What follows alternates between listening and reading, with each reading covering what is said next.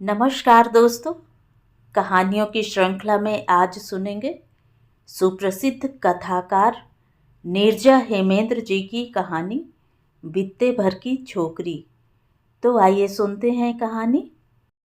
अरे ओ बिटिया, तनिक बाहर आओ। अपनी 2 बकरियों को चराकर घर वापस लौटा है झकरी। इस समय दोपहर के 12 बज रहे हैं। बाहर धूप बहुत तीखी है। घर के दालान में बकरियों को बांधकर अपनी 8 वर्षीय बेटी सोनम को आवाज लगाई। आ रहे हैं बापू, 2 सेकंड ठहरो, कहती हुई सोनम बाहर आ गई। दोनों बकरियों को पानी पिला दो और हमको भी 1 लोटा पानी पीवे खातिर ले आओ, झकरी ने कहा। रुको रुको बापू, थोड़ा रुको। एक सांस में दुई दुई काम बता रहे हो। पहले बकरियन का पानी पिला दें, उसके बाद तुमको दें, ठीक है? सोनम ने अपनी 2 अंगुलियां निकालकर झकरी की ओर देखते हुए कहा। हाँ हाँ नानी, समझ गए। दुई काम एक साथ बता दिए, कहते हुए झकरी ओसारे में खड़ी चारपाई बिछाकर बैठ गया। वह बिटिया सोनम की बात सुनकर मन ही मन मुस्कुरा पड़ा, जैसा कि वह अक्सर उसकी बात सुनकर मुस्कुरा पड़ता है। सोचने लगा, कितना बोलती है यह लड़की। सोनम का बोलना अच्छा भी तो लगता है उसे। बाबू, आज बकरियों ने खूब घास चरी है, पेट भर गया है। बकरियों के सामने बाल्टी में पानी रख उनके फूले पेट पर हौले से हाथ फेरते हुए खिलखिलाकर हंसते हुए सोनम ने कहा। हाँ बिटिया, फागुन महीना है, अभी तो थोड़ी बहुत घास मिल जा रही है। बकरियां खूब मन लगाकर चर ले रही हैं। चैत बैसाख में घास कम मिलती है, ना के बराबर। जब नहीं मिलेगी तब बकरियों के लिए चोकर चूनी खरीदना पड़ेगा, झकरी ने कहा। झकरी की बात पर हूँ बोलती हुई सोनम दौड़ती हुई कोठरी में गई और झट से 1 लोटा पानी लाकर झकरी को पकड़ा दिया। गट गट गट कर झकरी एक सांस में आधा लोटा पानी पी गया। शेष बचे हुए पानी से मुंह धोकर अपने कंधे पर टंगे अंगोछे से पोंछ लिया। बाबू, कुछ खाने के लिए लाएं? सोनम ने झकरी से पूछा। तनिक रुक जाओ, जियरा थक गया है। तुम्हारी माई अभी नहीं आई क्या? झकरी ने सोनम से पूछा। अभी नहीं आई बाबू, आ रही होगी। हम सब के लिए रोटी तरकारी बनाकर रख गई है। हमको कह गई है कि तुम आ जाओ तो रोटी तरकारी परस कर दे दें।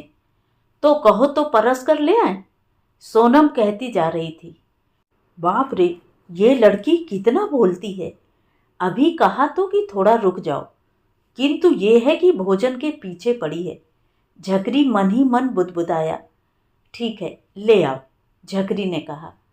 खुश होकर उछलती हुई सोनम कोठरी में गई और कुछ ही क्षणों में थाली में रोटी और आलू मटर की मसाले वाली तरकारी लेकर आ गई। लो बाबू, कहते हुए सोनम ने थाली चारपाई पर रख दी। बाबू, तुम खा लेना, कुछ और चाहिए हो तो मांग लेना, हम अंदर पढ़ने जा रहे हैं, कहकर सोनम उछलती कूदती अंदर चली गई। झकरी अभी भोजन कर ही रहा था कि उसकी पत्नी तारा काम पर से वापस आ गई। घाम बहुत तेज होने लगा है, झकरी को देख तारा ने कहा। हाँ, फागुन बीतते घाम होने ही लगता है। चैत भी तो लग रहा था, झकरी ने कहा। बातें करते करते झकरी की पत्नी वहीं जमीन पर पैर पसार कर बैठ गई। कदाचित वह थक गई थी। गर्मी में भुइयां बैठने पर अच्छा लागत है, जमीन ठंडी रहती है, तारा ने जमीन पर बैठते हुए कहा। तारा यहीं पास पड़ोस की 3 कोठियों में झाड़ू बर्तन का काम करती है। काम खत्म करने के पश्चात प्रतिदिन लगभग इसी समय घर आती है। झकरी भी मजूरी करने जाता है। आज उसकी तबीयत कुछ ठीक नहीं थी, इस कारण काम पर नहीं गया। कितना बज गया? सरन, झकरी का छोटा बेटा, अभी तक स्कूल से नहीं आया? तारा ने सोनम से पूछा। सोनम अपने पिता का मोबाइल फोन उठाकर समय देखने लगी। बाबू, तुम्हारा फोन कितना पुराना हो गया है, बार बार बंद हो जाता है। चार्जिंग में लगाने पर थोड़ी देर चलता है, फिर बंद हो जाता है। बाबू, तुम पता नहीं कैसे इस फोनवा से काम चलावत हो, कहकर सोनम मोबाइल का बटन दबाकर समय देखने लगी। अभी 1 बजा है अम्मा, सरन का स्कूल 2 बजे छूटता है, अभी घंटा भर है आने को, सोनम ने कहा। हाँ बिटिया, हम समझ गए, घाम तेज होने लगा है इसलिए पूछ रहे थे, झकरी ने कहा। बाबू, तुम नवा मोबाइल कब लोगे? कहीं हर्ज गर्ज पड़ गया तो तुम्हारा मोबाइल ही नहीं चलेगा, सोनम ने कहा। हाँ बिटिया, ले लेंगे, पैसा तो आवे हाथ में, झकरी ने कहा। सोनम अपने बाबू का मुंह देखने लगी। बाबू, कितने पैसे में आता है मोबाइल? सोनम ने पूछा। क्या बहुत पैसे लगते हैं? बाबू को खामोश देख सोनम ने पुनः पूछा। अरे बिटिया, तुम पूछती बहुत हो, पैसे नहीं रुपए लगते हैं, 1,000 रुपया लगेगा नया फ़ोन लेने के लिए बिटिया, झकरी ने कहा। अरे बाप रे, ये तो बहुत रुपया है बाबू, इतना अधिक लगता है? हम जब बड़े हो जाएंगे तो रुपया कमाएंगे, तब तुम्हें नया फ़ोन दिला देंगे बाबू। मोबाइल का दाम सुनकर सोनम चिंतित हो गई और अपने बाबू से बोली। सहसा सोनम के मन में विचार आया कि वो पैसे कमाएगी कैसे। इसके लिए तो उसे पढ़ना पड़ेगा, वह तो स्कूल जाती नहीं। सोनम से 2 वर्ष छोटा उसका भाई सरन स्कूल जाता है।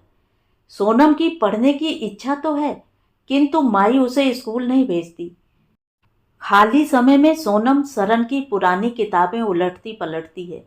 भले ही कुछ समझ में नहीं आता, किंतु किताबों के पन्ने पलटना उसे अच्छा लगता है। माई, तुम हमें स्कूल क्यों नहीं भेजती, जबकि सरन स्कूल जाता है? बिटिया के प्रश्न से माई हड़बड़ा गई। तुम बिटिया हो, तुम घर का काम सीखो, तुम्हें यही करना है और आगे घर गृहस्थी में यही काम आएगा, पढ़ाई काम नहीं आएगी, माई ने कहा। माई, घर का काम तो हम करते हैं, जो काम तुम अराती हो वो हम सब करते हैं। तारा ने सोनम की बात का कोई उत्तर नहीं दिया। माई, तुम सरन को स्कूल भेजती हो, हमें क्यों नहीं? माई, हम भी स्कूल जाएंगे। माई, हम कल से ही पढ़ने जाएंगे, कल ही तुम हमारा नाम लिखवाने मास्टर जी के पास हमें लेकर चलना, चलोगी ना माई? सोनम ने माई से हट करते हुए पूछा। तारा सोनम की बात का कोई उत्तर न दे रही थी, वह दुविधा में थी, उसे कोई उत्तर सूझ नहीं रहा था। दालान में बैठा झकरी सोनम की बात सुन रहा था। हाँ हाँ बिटिया, कल तुम अपना नाम लिखवावे जाओ स्कूल, तुम्हार मन है पढ़ेगा तो तुम पढ़ो, हम चलब तुम्हार नाम लिखवावे स्कूल। सोनम की बात का उसकी माई द्वारा कोई उत्तर न देते देख झकरी ने कहा। कहाँ तुम भी बच्चों के साथ मिलकर ये सब बात करत हो? बिटिया स्कूल जाएगी पढ़ेगी तो उसका ब्याह कैसे होगा? ये हमार गांव है, शहर तो है नहीं। शहर में मजूरी करने जाते हो तो शहर की हवा लग गई है और तुम्हारा दिमाग खराब हो गया है। ये तनिक नहीं सोच रहे हो कि यदि बिटिया पढ़ लिख लेगी तो उससे ब्याह कौन करेगा? तारा ने कहा। ई काहे नहीं सोचत हो कि पढ़ लिख लेगी तो और होशियार हो जाएगी हमार बिटिया, झकरी ने तारा से कहा। झकरी जानता है तारा इस गांव से भी पिछड़े एक गांव की रहने वाली है। इस गांव में तो 8वीं तक एक सरकारी विद्यालय है, उसके आगे पढ़ने के लिए एकाध प्राइवेट विद्यालय भी हैं। तारा के गांव में आज तक एक भी सरकारी विद्यालय नहीं है, प्राइवेट तो दूर की बात है। पढ़ने की इच्छा होने पर बच्चे 2 कोस दूर दूसरे गांव में जाते हैं। ठीक है, जैसा बाप बेटी की मर्जी हो करो, तारा बोली। अगले दिन मजूरी पर जाने से पूर्व झकरी विद्यालय जाकर सोनम का नाम लिखवा आया। विद्यालय सरकारी था, एक भी पैसा नहीं लगा। मास्टर जी ने बताया कि दोपहर का भोजन भी स्कूल में मिलेगा, घर से भोजन लेकर आने की आवश्यकता नहीं है। ऊपर से मास्टर जी यह भी कह रहे थे कि किताबें बस्ता, स्कूल के लिए 2 जोड़ी कपड़े, स्वेटर मोजे जूते भी सरकार देगी। झकरी बहुत खुश था, बेटे को तो ये सब कुछ मिलता ही था, अब बिटिया सोनम को भी ये सब कुछ मिलेगा। बिटिया थोड़ा पढ़ना चाहती है, पढ़ लेगी। सोनम की खुशी की तो कोई सीमा ही न थी। समय व्यतीत होता जा रहा था, सोनम खूब मन लगाकर पढ़ रही थी। सोनम ने 5वीं की परीक्षा उत्तीर्ण कर ली, अभी वह आगे और पढ़ना चाहती थी। बिल्कुल इसी स्कूल के समीप छठी से 8वीं तक के सरकारी स्कूल में उसे पढ़ना था। माई बाबू को बताकर वह अपने स्कूल से 5वीं की टीसी ले जाकर जूनियर हाई स्कूल के मैडम को देकर आ गई। मैडम ने सोनम का नाम छठी कक्षा में लिख दिया। सोनम के बाबू, बिटिया सोनम ब्याह के लायक हो गई है, अब उसके ब्याह के लिए कुछ सोचोगे? कौनो लड़का घरवर देखोगे? एक दिन सोनम के स्कूल जाते ही तारा ने झकरी से कहा, हम सोच रहे हैं कि सोनम 8वीं पास कर ले तो घरवर देखना शुरू करें। तारा को समझाते हुए झकरी ने कहा, तुम कैसे बाप हो? तनिक भी नहीं सोच रहे हो कि तब तक लड़की बड़ी हो जाएगी। कौन लड़के का बाप बड़ी उम्र की लड़की से आपन लड़का ब्याहना चाहेगा? तुमको दुनियादारी का कुछ नहीं पता। झकरी की बात पर सोनम की माई ने उसे अच्छा भला लेक्चर सुना दिया। अच्छा, अब हम काम पर जा रहे हैं, सांझ के घरे आई तब बात हुई, झकरी ने कहा। साइकिल के हैंडल में खाने के डिब्बे की झोली लटकाकर झकरी शहर की ओर बढ़ गया। ये बाप बेटी दोनों हमार बात नहीं मान रहे हैं। एक दिन जब वर हेरत हेरत परेशान हुई हैं तब हमारी बात मनिए। झकरी के जाने के बाद तारा काम करती रही और मन ही मन बड़बड़ाती जा रही थी। दिन में 2 बजे अपने भाई के साथ सोनम स्कूल से आ गई। दोनों ने भोजन किया। भोजन के पश्चात सोनम स्कूल का होमवर्क करने बैठ गई। होमवर्क कर स्कूल में आज पढ़ाए गए पाठ को दोहराकर कुछ देर के लिए लेट गई। लेटते ही न जाने कब आंख लग गई। 1 घंटे बाद उठी तो देखा भाई नहीं है। माई भी दालान में चौकी पर लेटी है। माई, सरन कहाँ है? घर में नहीं दिख रहा। बाबू भी काम से आ रहे होंगे। सोनम ने भाई की चिंता करते हुए पूछा। सरन सरन तो भोजन करके दोपहर ही खेलने चला गया था, अभी तक नहीं आया क्या? नहीं आया है। स्कूल का होमवर्क भी नहीं किया, ना ही पाठ दोहराया। माई उठी और सरन सरन आवाज लगाती हुई गांव की गलियों की ओर निकल गई। तब तक झकरी भी काम से वापस आ गया था। सांझ हो रही थी। माई सरन को ढूंढने गई थी। भोजन में विलंब हो जाएगा, यह सोचकर सोनम ने चूल्हा जलाकर चावल चढ़ा दिया। जब तक चावल बनेगा तब तक वह तरकारी काट लेगी। यह सोचकर ओसारे में बैठकर लौकी काटने लगी। कहाँ है तुम्हारी माई? सोनम को भोजन बनाते देखा तो झकरी ने उससे पूछा।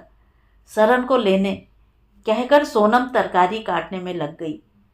सोनम फटाफट काम कर रही थी। ई रहा, दोपहर को स्कूल से आया है, भोजन किया और खेलने निकल गया। पकड़िया के तरह लड़कों के साथ खेल रहा था। इसका रोज का यही काम है।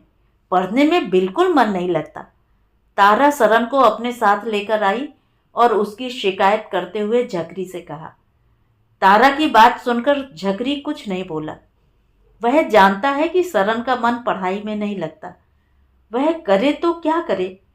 पढ़ने के लिए कई बार उसे मारा भी, किंतु मार का भी उस पर कुछ प्रभाव पड़ता नहीं दिखता।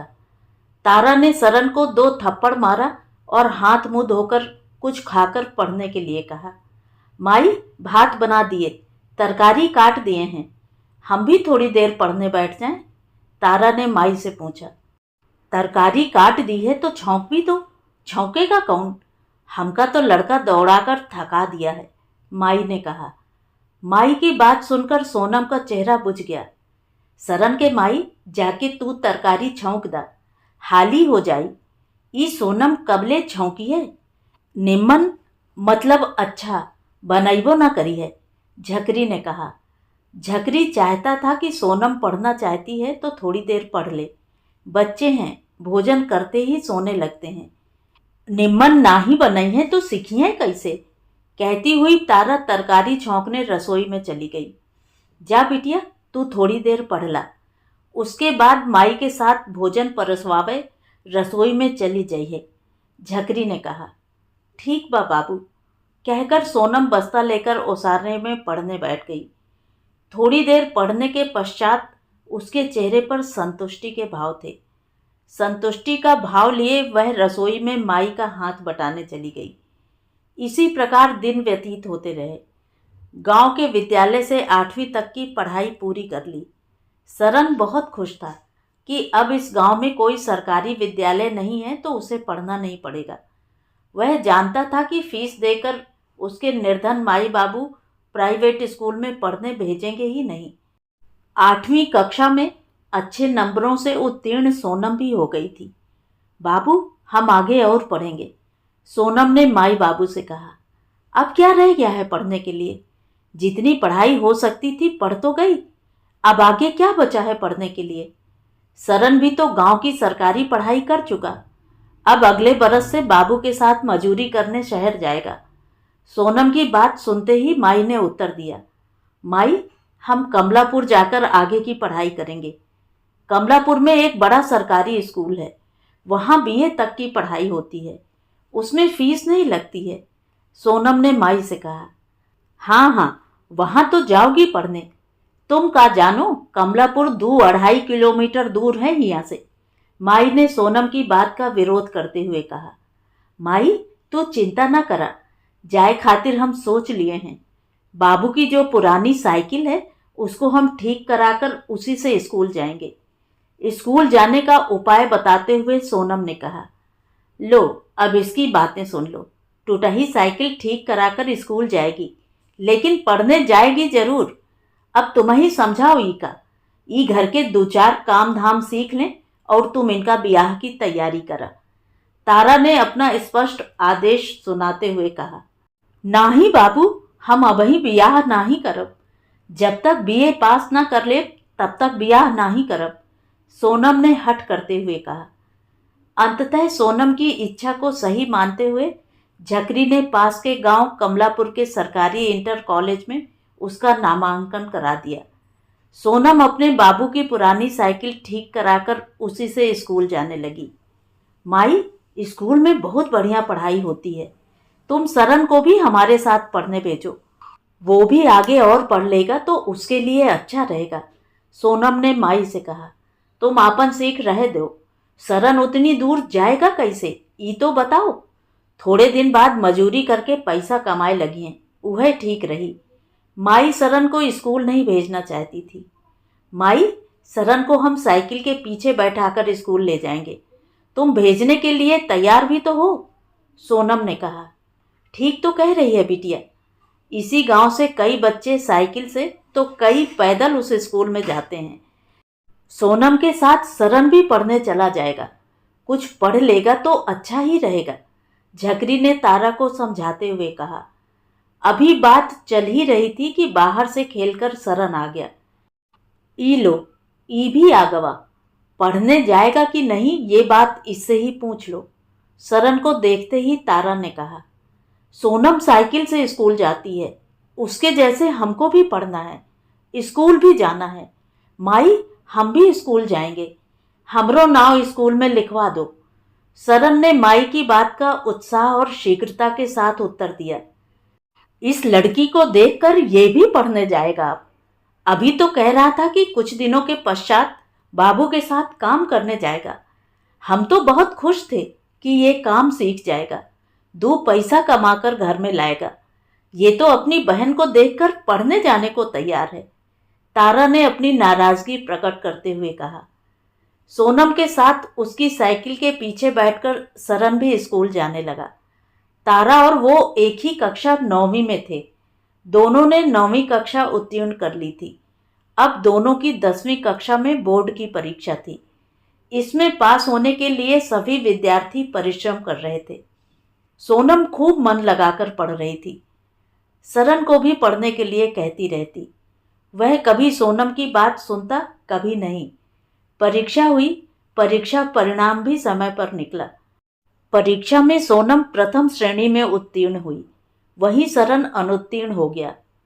कोई बात नहीं भाई, फिर से थोड़ी मेहनत करके पढ़ लो, अगले बरस पास हो जाओगे, फिर से फॉर्म भर देना, सोनम ने भाई को समझाते हुए कहा। नहीं, अब हम नहीं पढ़ेंगे, सरन ने दृढ़ता से कहा। नहीं पढ़ोगे तो क्या करोगे? बाबू के साथ मजूरी करने जाओगे? पढ़ लिख लोगे तो कोई ढंग का काम कर लोगे। सोनम ने लाख समझाने का प्रयत्न किया, किंतु सरन स्कूल जाने के लिए तैयार नहीं हुआ। उसने पढ़ाई छोड़ दी, वह मजदूरी करने के लिए भी तैयार नहीं था। तारा परेशान थी वह इस बात से चिंतित थी कि सरन मजदूरी करने जाने के लिए भी तैयार नहीं था। तुम मजूरी करने नहीं जाओगे, पढ़ने भी नहीं जाओगे तो करोगे क्या? कुछ सोचा है? एक दिन तारा ने सरन से पूछा। माई, हम साफ साफ बता दे रहे हैं, हम मजूरी करने बिल्कुल नहीं जाएंगे। स्कूल के लड़के देखेंगे तो हमारे ऊपर हंसेंगे, हमको चिढ़ाएंगे, सरन ने कहा।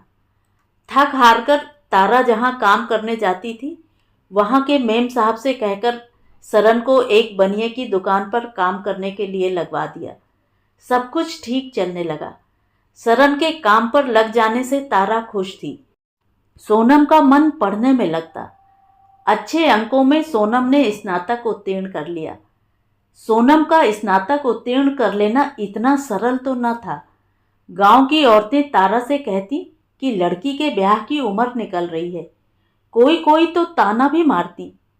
तारा घर में आकर सोनम और उसके पिता से ये बात बताकर ब्याह करने की बात करती। सोनम माई की बात पर कोई प्रतिक्रिया न देती। वह जानती थी कि ये प्रत्येक माता पिता की चिंता और सपना होता है। सब कुछ अनसुना कर वह अपनी पढ़ाई पर ध्यान दे रही थी। स्नातक उत्तीर्ण होने के साथ उसने कई नौकरियों के फॉर्म भरने प्रारंभ कर दिए। किसी अच्छी नौकरी को पाने के लिए पढ़ाई पर अधिक समय देने लगी। 2 वर्ष पश्चात सरन को दुकान वाले ने काम पर आने से मना कर दिया। माई बता रही थी कि दुकान वाले ने किसी बात पर सरन को डांटा होगा और सरन ने जवाब दे दिया। दुकान वाले ने उसे काम से निकाल दिया। अब सरन के लिए माई दूसरा काम देख रही है। सरन दिन भर घर में रहता है। सोनम, हमने तुम्हारी बात नहीं मानी। पढ़ाई छोड़कर हमने अच्छा नहीं किया। कुछ और पढ़ लेते तो कहीं ना कहीं अच्छी नौकरी मिल जाती, एक दिन सरन ने सोनम से कहा। सोनम उसकी बात का कोई उत्तर न दे सकी। समय किसी के लिए रुकता नहीं है। वह काफी आगे निकल चुका था। सरन ने मजदूरी का कोई काम भी नहीं सीखा था, न पढ़ाई कर पाया। वह ऐसे ही छोटे मोटे काम करके ही 2 पैसे कमा सकता था। एक दिन सोनम की मेहनत रंग लाई। उसने बैंक में क्लर्क की नौकरी की परीक्षा उत्तीर्ण कर ली। अब किसी दिन उसे साक्षात्कार के लिए बुलाया जाएगा। ये बात उसने अपने माई बाबू को बता दिया। बेटी की सफलता से झकरी तो खुश था ही, माई भी बहुत खुश थी। बिटिया, हम तुमका पढ़ने से रोककर बहुत बड़ी गलती कर रहे थे। ई गलती को मन में न राखियो बिटिया। अब तो गांव में बहुत बिटिया पढ़ने जाने लगी हैं। सुना है सरकार अपने गांव में भी बड़ा स्कूल खोलेगी। गांव के सब बिटिया बेटवा बिना फीस दिए उसमें पढ़ेंगे। हमको क्षमा कर दो बिटिया। माई के चेहरे पर पश्चाताप और प्रसन्नता के भाव थे। सोनम के साक्षात्कार का दिन आ गया। उसके माई बाबू खुश तो थे, किंतु कुछ डरे हुए भी थे कि उनकी बेटी कहीं असफल न हो जाए। बाबू, चलो, समय हो गया। शहर पहुंचने में भी समय लगेगा। समय से कुछ पहले पहुंच जाना ठीक रहता है। सोनम ने तैयार होकर अपने बाबू से कहा। हम तो तुमसे पहले से तैयार हुए बैठे हैं बिटिया, चलो चलते हैं, सोनम के बाबू ने कहा। बिटिया, सुना है शहर में दही चीनी खाकर नौकरी पाने के लिए निकलते हैं। आज जिंदगी में पहली बार हमरे घर से हमार बिटिया हमका ये खुशी दे रही है। तुम जीत कर आओ। तारा ने दही चीनी की कटोरी सोनम के आगे बढ़ाते हुए कहा। हाँ माई, तुम्हारा आशीर्वाद लेकर जा रहे हैं तो जीत कर आएंगे। कहते हुए सोनम ने माई के पैर छुए और अपने बाबू के साथ चल पड़ी नौकरी का साक्षात्कार देने शहर की ओर। बिटिया, हम बहुत बड़ी गलती किए सरन को स्कूल न भेजकर। सोनम को समीप के शहर के बैंक में नौकरी करते हुए 2 माह हो गए थे। दूसरे माह का वेतन पाने के बाद आने वाले पहले अवकाश में सोनम घर आई थी। सोनम की सफलता उसकी शिक्षा से प्राप्त हुई थी। तारा अब शिक्षा का महत्व समझ चुकी थी। बहुत कह सुनकर तारा ने किसी दूसरी दुकान पर सरन को काम पर रखवा दिया था। सरन का विवाह 3 बरस पहले ही तारा ने कर दिया था। उसकी एक बच्ची भी हो गई थी। झकरी की उम्र हो गई थी। वह अब काम पर कम ही जा पाता। सोनम ने भी कहा था कि माई बाबू अब आराम किया करें। हर माह वह घर के खर्चे के लिए पैसे देगी, किंतु तारा और झकरी अपना काम थोड़ा बहुत करते रहते, जिससे और 2 पैसे घर में आते रहें। तारा और झकरी की यही इच्छा थी कि सरन की बेटी भी अपनी बुआ सोनम की भांति खूब पढ़े लिखे। माई बाबू, आप अब घर पर रहो, घर का काम देखो और आराम करो। मेरे विवाह के लिए पैसे की और घर वर की चिंता न करो। अपने विवाह के लिए पैसे की व्यवस्था मैं कर लूंगी। समय आने पर विवाह भी कर लूंगी। 2 दिनों के अवकाश में सोनम घर आई थी। वापस जाने से पहले अपने माई बाबू से ये बात कहती गई। सोनम रिक्शे से स्टेशन की ओर जा रही थी, सुबह की ट्रेन से नौकरी करने शहर जाने के लिए। झकरी और तारा बहुत सारी प्यारी बातें करने वाली अपनी बित्ते भर की उस छोकरी को गर्व से गंतव्य की ओर बढ़ते हुए देख रहे थे। तो ये थी कहानी। कहानी आपको कैसी लगी कमेंट करके ज़रूर बताएं। और अगर मेरे द्वारा सुनाई हुई कहानियाँ आपको अच्छी लगती हैं और आप मेरे चैनल पर पहली बार आए हैं तो चैनल को सब्सक्राइब ज़रूर करें, लाइक करें और अपने दोस्तों और परिचितों में शेयर भी करें। बेल आइकन दबाना बिल्कुल भी न भूलें। धन्यवाद।